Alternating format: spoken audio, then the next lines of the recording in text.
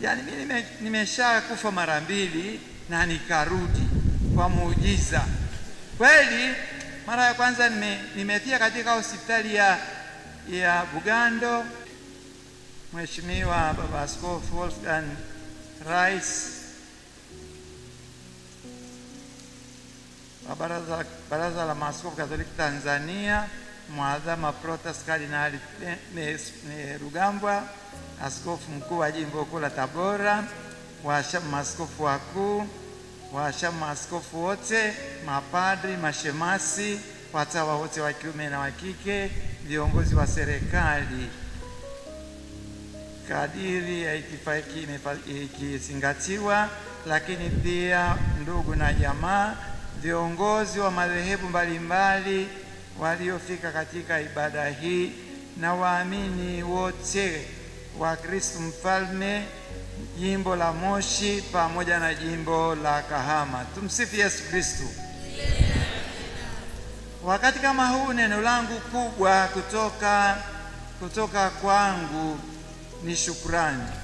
Shukrani kwa Mungu, shukrani kwa kanisa, na shukrani kwenu nyote, na kuendelea kuwaomba mniombee.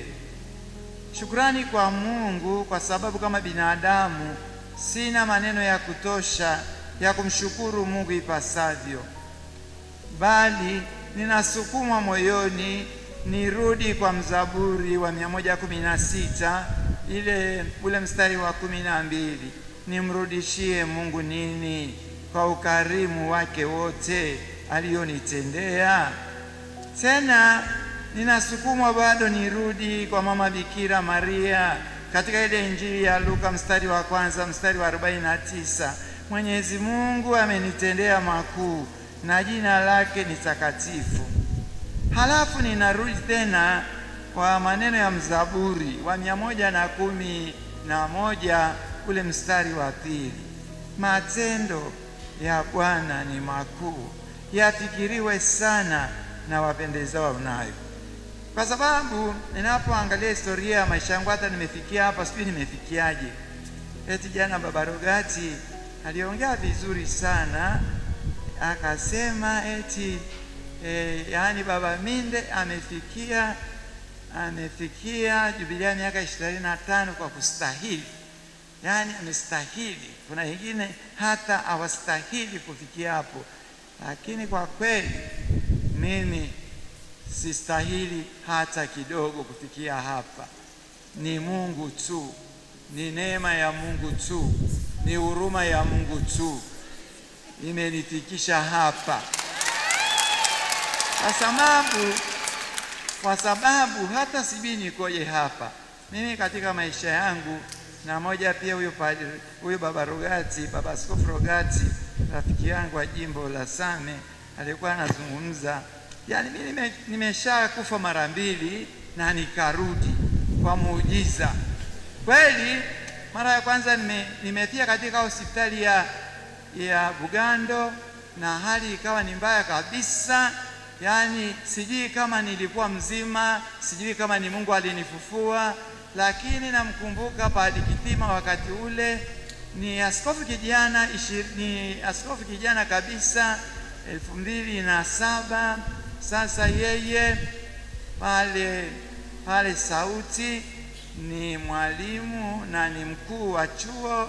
Yani kwa kweli pale mimi sijui kama nilikuwa nimekufa au nilikuwa sijafa, ingawaje alisisitiza sana yeye na marehemu huyu kaka yangu mpendwa Padre Joseph Israel alikuwa anakaa na mimi pale wakati wote, muda wote nilikuwa nimelazwa Bugando karibu wiki mbili. Sasa nafikiri siku moja walikuja, waliongea na Israeli, wakaona huyu anakufa au anakaribia kufa, wakasema sasa sisi tunaagiza medical flight impeleke Nairobi sasa hivi. Mkuu wa hospitali akasema bado, hii ni kesi ambayo tunaiweza. Mkuu wa shirika akasema pale ni Padre Israeli, akasema mimi sasa hivi naenda agiza ndege ije. Kwa hiyo kama hamtaki, mimi ninawasiliana na ndege. na baba Kitima akasema, nina fedha za baba askofu milioni 20 ziko kwangu, walikuwa wamezitoa kwa ajili ya kujenga hosteli, naenda zitoa zije sasa hivi arushwe. Kwa kweli siku ile nikarushwa hospitali, nikapelekwa kule. Nilikuwa na wanafunzi wangu wanaosoma Roma, wanaosoma Nairobi, wawili.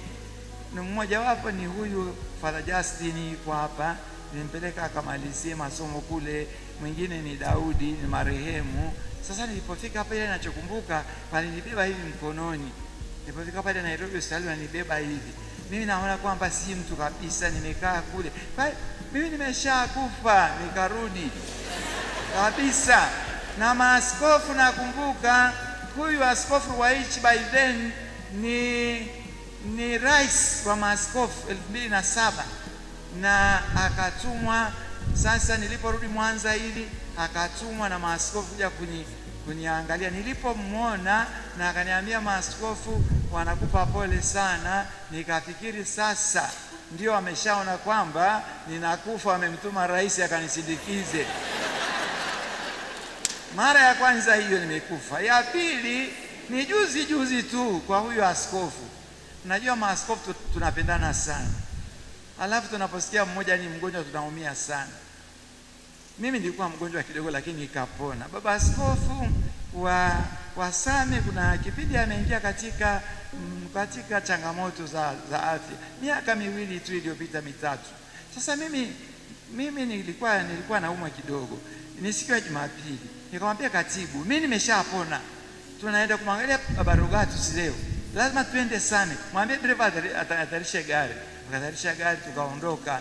Ni kwenye saa 4 tumefika nyumbani kwa baba askofu pale Same. Nimeteremka kwenye gari vizuri, lakini nasikia kwamba mbona kizunguzungu hivi, yaani si madawa nimetumia jana hajarudi. Nimefika pale askofu alipo, na bado yeye ni mgonjwa, yaani na mimi nikateremka taratibu chini, nikakaa sana pale chini, siwezi kuongea, sijui niko wapi. Sasa baba askofu huyu anasema kwamba mimi eti nastahili kufanya jubilei. Yeye mwenyewe akawa ameshtuka, akasema, yaani askofu kuna nini? Leta maji hapa, leta maji. Sasa ni kweli, sasa umeenda mwangalia mgonjwa, unafia kwa mgonjwa. Sasa wewe unasema kwamba mimi nastahili, wewe unasema kwamba mimi nastahili. Sasa ningefia Same siku ile, sijui ingekuwaje kweli. Sasa baadaye wakaleta maji, nikaona kidogo nimeanza kufungua macho.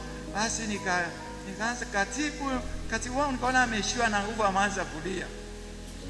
Baadaye wakaleta maji, nikaona kwamba inaanza kurudi. Wakaniambia twende mezani. Nikaenda mezani nikala. Basi nikarudi nyumbani.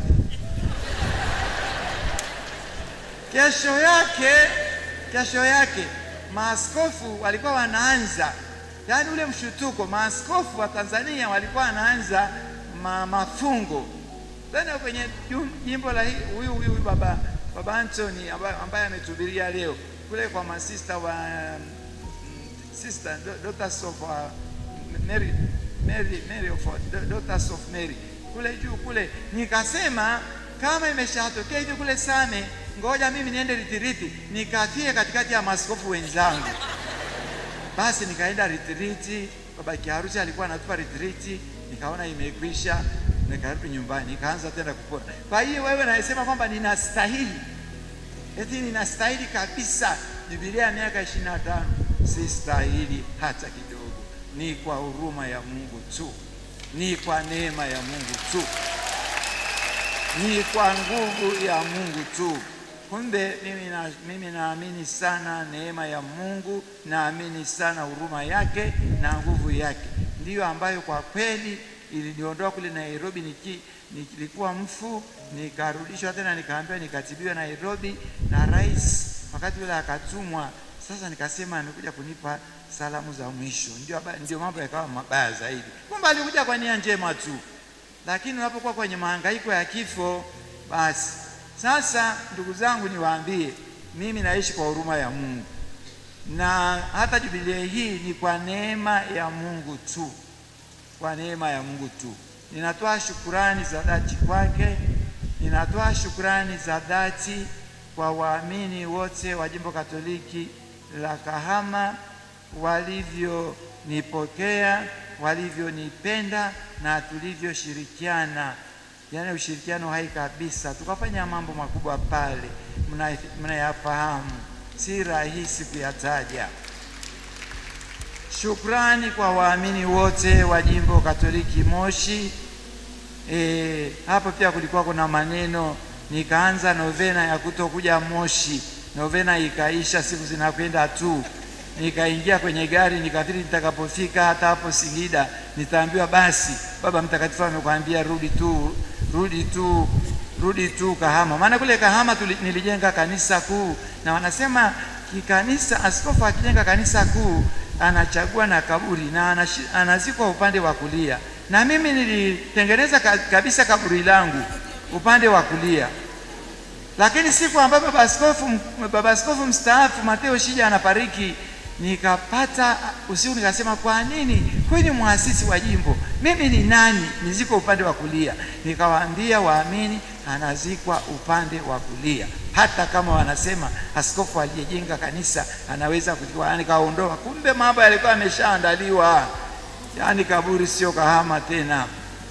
Ndugu zangu, nawashukuru sana Moshi mlivyonipokea, tena wakati mbaya wa corona, lakini hata hivyo tukashirikiana tu katika sala, katika kupeana taratibu za kuweza kujikinga na ile hali. Tukapita, wengine wetu wakachukuliwa wengi, tukawazika kwa heshima kubwa, iwe ni mapadi wetu wa hapa Moshi, iwe ni wa masista wa mashirika mbalimbali. Tukatoa ushirikiano wa pekee kabisa, nikiwa mwanzo kabisa wa kipindi changu katika kuwasindikiza kwa Bwana. Hilo nawashukuru sana. Ninawashukuru kwa kunipa ushirikiano wa pekee hapa Moshi. Kwa kweli, na Baba Kimario pia jana akasema, hivi mnapata wapi mahela? Hapa hatuna mahela, tuna umaskini mkubwa, tunamfunga mkanda kisinodi. Kwa hiyo mimi nimeingia hapa jimboni, nikakuta baba askofu mkuu kweli ameweka utaratibu mzuri sana wa kufanya jimbo lisiwe omba. Nikabaki pale, yani namna mbalimbali ya kusaidia jimbo. Mapadi wanalalamika michango mingi, lakini mimi naona mara nyingi ni hawa mapadi wanalalamika tu, wanaogopa. Waamini wa jimbo la Moshi ni wazuri mno na wanatupenda mno. Nyinyi mnaotutunza, tungekuwa tumeshafunga jimbo kwa ule utaratibu alioweka baba askofu mkuu Isaac Amani, na mimi nikaja. Sinodi ikatusaidia sana kuimarisha mambo hayo. Kwa kweli mimi niingie, yani niko vizuri tu, yani niko vikarieti ya Rombo, wananipenda, wananipokea sana. Vikarieti ya Vunjo wananipenda, wananipokea sana. Vikarieti ya Moshi, vikarieti ya Hai, tunatembea pamoja. Nawashukuru sana. Sasa tuko duniani, hayo mambo hayaishi. Tunapokuwa katika sala tunamwambia Mungu yachukue, Bwana Yesu tunaye kuabudu yachukue, lakini kwa sababu hayana tija, tumia nguvu yako ya kimungu yaondoe, maana yanachelewesha maendeleo ya kiroho na ya kimwili, pia ya kiuchumi. Kwa hiyo hayo yapo, lakini tuseme kwa ujumla, waamini wote wa jimbo, kuanzia vikarieti ya Rombo, vikarieti ya Vunjo, vikarieti ya Hai, vikarieti ya Moshi, kweli tunatembea pamoja vizuri sana. Kuanzia utoto wa Yesu tunakuja vijana mpaka tena siku hizi tuna mahusiano mazuri sana na wanaitwaje, mabodaboda. Tuna uhusiano mzuri sana na wenye ulemavu, tuna uhusiano mzuri sana na UWAKAWATA, yani halmashauri ya walei jimbo. Tunatembea pamoja, na hiyo roho ya sinodi inatusaidia sana. Sinodi Jimbo Katoliki Moshi.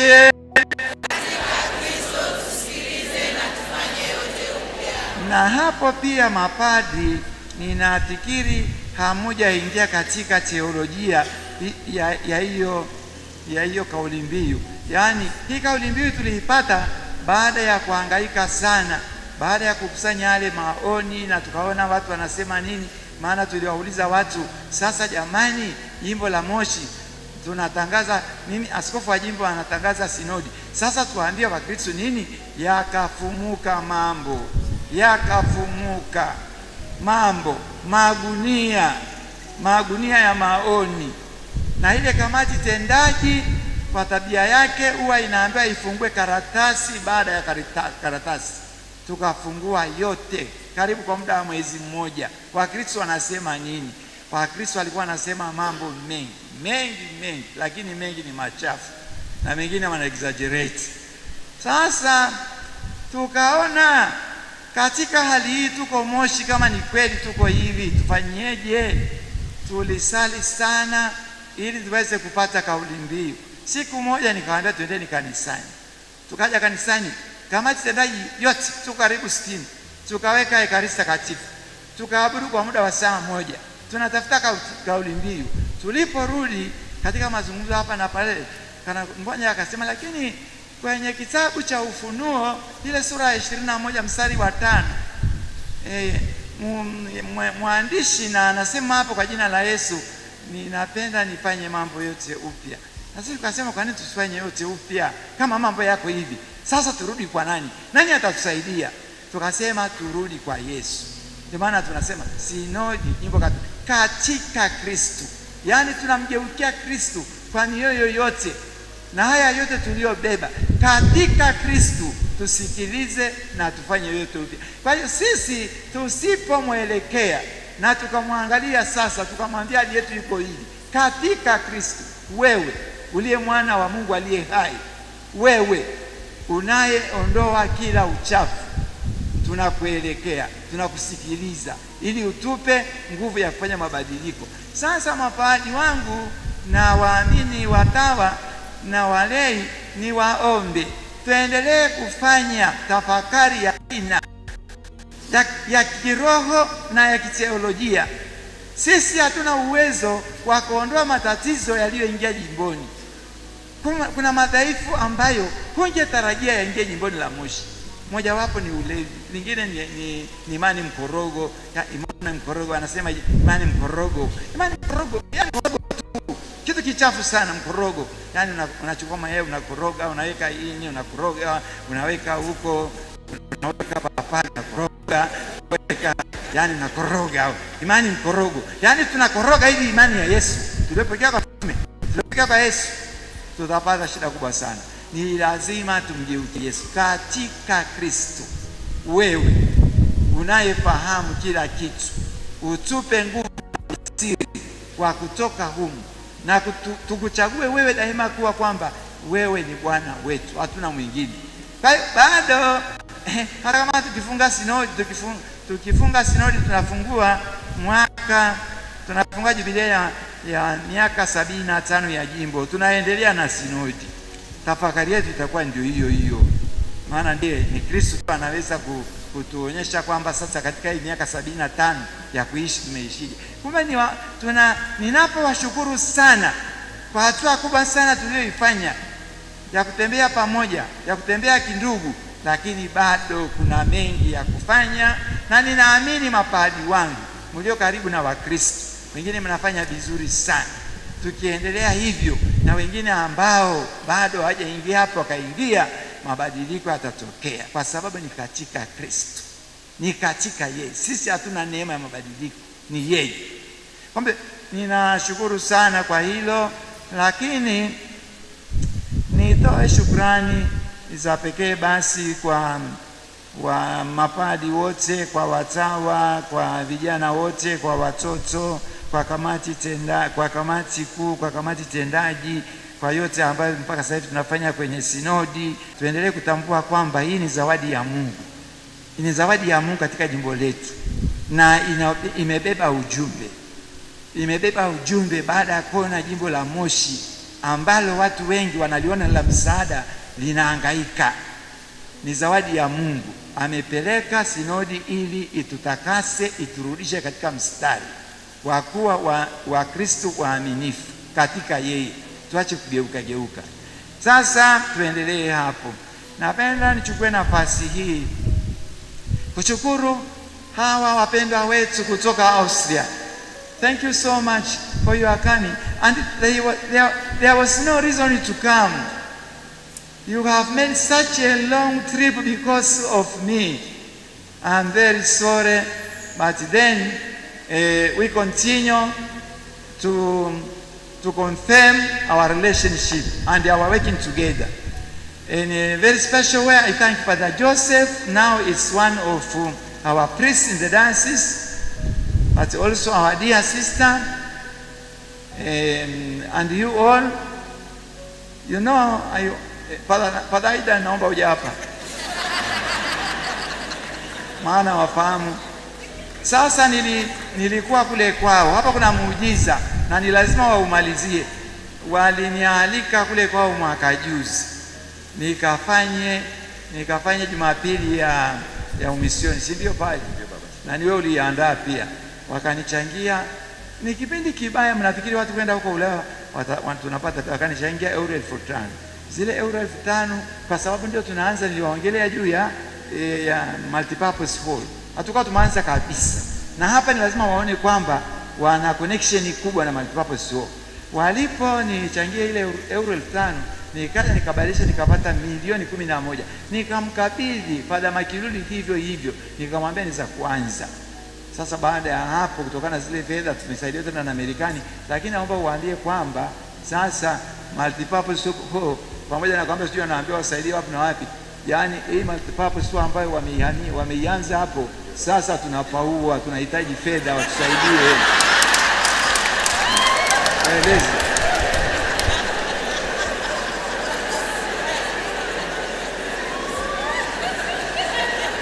So, liebe Freunde, liebe Wohltäter und Wohltäterinnen, der Bischof hat diese 5.000 Euro von euch, Pfarrer Josef und Claudia und die Familie wissen das, aber im Moment, wir brauchen das Dach.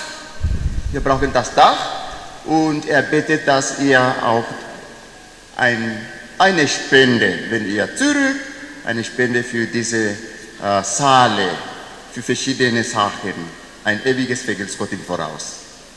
Alles klar. Super. And Danke. I'll come again. Thank you so much. I'll come again. When I come, don't go away from me. Give me something. Wanipatie fedha. Er will wiederkommen, nächstes Jahr, glaube ich, und bitte, wir brauchen das Geld für diese Halle, Danke. Danke schön. Sasa ningependa kumalizia na kwa kumshukuru sana naibu askofu. Siku hizi sasa baba mcha Mungu anakasirika tunaposema naibu askofu, sijui amesema tumuite nani? Vikari wa askofu. Are you comfortable? Nikisema vikari wa askofu, yana anachukia sana, anasema mfuate taratibu za sheria. Tumeshabadilisha zamani, hakuna vika general, hakuna wala naibu, anaitwa vikari wa askofu. Sasa vikari wa askofu mbona inakuwa nyepesi sana, haina nguvu? Maana tuna mavikari pia, tuna vikari wa Rombo, vikari. Sasa unamfananisha na mavikari wa Rombo? Haya basi, uwe comfortable. Sasa napenda nichukue nafasi hii kumshukuru sana vikari wa askofu Baba Matika. Kwa sababu gani? Kweli mimi najua tumeitirafiana jamani, hatukufanana. Mimi hii jubilee ni sawa, imekuja na mshukuru Mungu, lakini mambo ya kufanya mchango, yani kwa Wakristo wote jimboni, yani tunasumbua Wakristo, tuna mipango mengi kuanzia kule Tarakia mpaka uwanja wa ndege, mchangie na mapadi mchangie. Mimi nisema hakuna sababu. Mimi kwa kweli kama siku hii ya leo, mpango wangu ulikuwa nikuwa kule Maua kwa tafakari ya kumshukuru Mungu tangu asubuhi mpaka jioni. Sasa akaja akaniambia, askofu, haiwezekani, lazima tuifanye.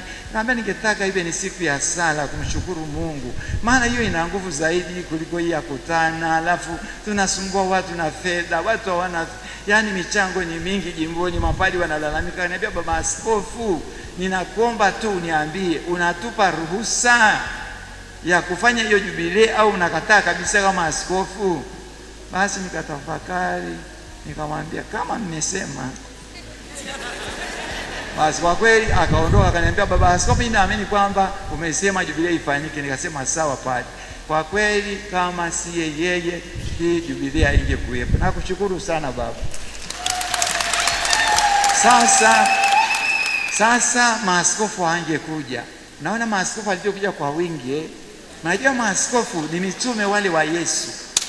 Ni zawadi kubwa sana. Hawa ni wale wameshika nafasi ya mitume wa Yesu, na wamemiminika kweli karibu Tanzania nzima. Kama sio wewe baba Matika, hawangekuwepo, ningekuwa maua wakati huu. Kwa hiyo na wewe unaona umepata baraka sana. Kweli nakushukuru sana, kwa sababu basi tumeitirafiana, tunaona kwamba kuna mambo mengine ya maana zaidi. Lakini akaniambia, wewe unaona kwamba watu kuja kumshukuru Mungu kwa ajili yako, watu wote baba askofu, sio kitu, ni unataka kwenda kusali mwenyewe maua. Sasa hapo nikaona kwa kweli, basi wanasema kwa Kilatini, anasema Vox Populi Vox Dei, hayo wanayosema watu ndio Mungu anasema. Nikasema basi jubilei iwepo, ndio maana imekuwepo leo. Asante sana Vicar General, asante sana mababa askofu, na washukuru sana kwa kufika. Uwepo wenu kwa wingi hivi ni baraka kubwa katika jimbo letu. Tupende tusipende. Na mimi nawaomba sana mababa askofu, tuendelee kutunza huu umoja wetu. Urika wetu wa maaskofu una nguvu kubwa sana, na unaleta baraka kubwa sana mahali tulipo, na unaleta faraja, na unaleta matumaini kwa watu kwamba tuna mababa wa kiroho kama hawa, tuna watu wanaotutetea kama hawa. Kumbe mababa, mmefanya kazi kubwa sana, mmefanya jambo la furaha sana. Nawashukuru mno, nawashukuru sana. Nikuombe wewe baba rais, wewe ni rais kijana tu, yaani rais, ungekuwa rais wale marais wa zamani kama baba Mgulunde alivyokuwa anatuhimiza kwamba ni lazima askofu ambaye yani hatimizi umoja, hana umoja na wengine, atoke andike barua baba mtakatifu.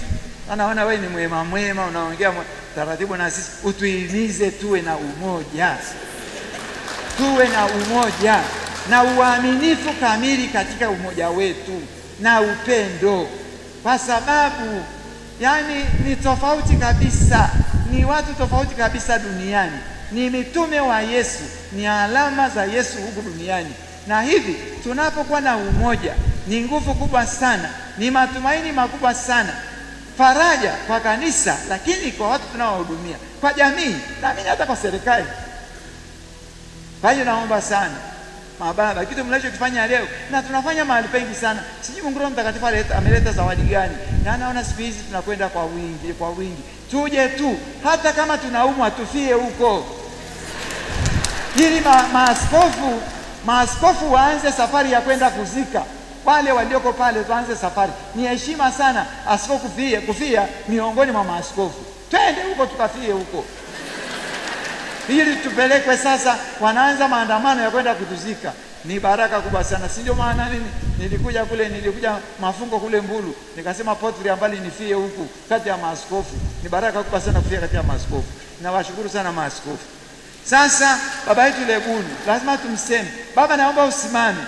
Nilikuwa na mahangaiko kweli kwamba haupo. Baba Lebuni yupo? Simama baba. Huyu ni mlezi wetu wa sinodi, ametembea na sisi, tumefanya wiki ya neema, yani tukaanzia kule Rombo, tukawa naye kwenye parukia ya Mkuu Mama ya Mtakatifu Katarina tangu asubuhi mpaka jioni. Watu ni wengi, wamejaa, wanamsikiliza yeye tu. Tukarudi vikarieti ya Vunjo, tukaenda Kilema Mama. Watu ni wengi. Yaani pale uwanjani hawakutosha barabara yote, wanamsikiliza sauti yake. Ni namna gani tunaweza kuwa Wakristo wema, tuachane na mambo ya kipumbavu? Ni huyu. Tukaja vikarieti ya Moshi hapa, kanisa kuu limejaa, wanamsikiliza yeye tu. Yaani jamani, tukasema sasa baba hata anguka, wakati mwingine anamwambia maji, anasema hakuna shida, twende. Tukaenda vikarieti ya Hai, yaani tangu Jumamosi mpaka Jumamosi ingine ilikuwa ni wiki ya neema. Tunaye baba tu katika jimbo letu. Asante sana baba, makofi na vigelegele kwake. Sasa ninaomba baba wa Mahenge uje hapa. Huyu alitupa mafungo. Huyu ni baba wa ajabu, amejaa upendo wa ajabu. Hata leo amefika saa 8 ya usiku, saa 8 ya usiku ameingia. Baba, naomba uje hapa useme neno.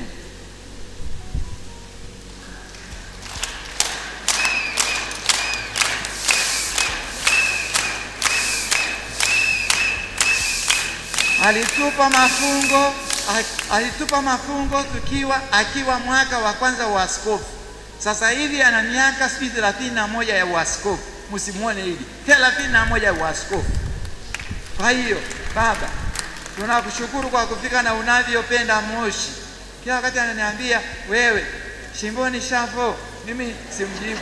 Sasa tunakushukuru sana baba kwa kufika na kwa kutupa mafungo usiku. Aliingia usiku akakuta tumeshafunga, milango imeshafungwa kule ambapo alikuwa alale, akajalala na waseminaristi, na mmojawapo ni huyu amekufa juzi, Padre Joseph Israeli. Karibu sana baba. Asante sana.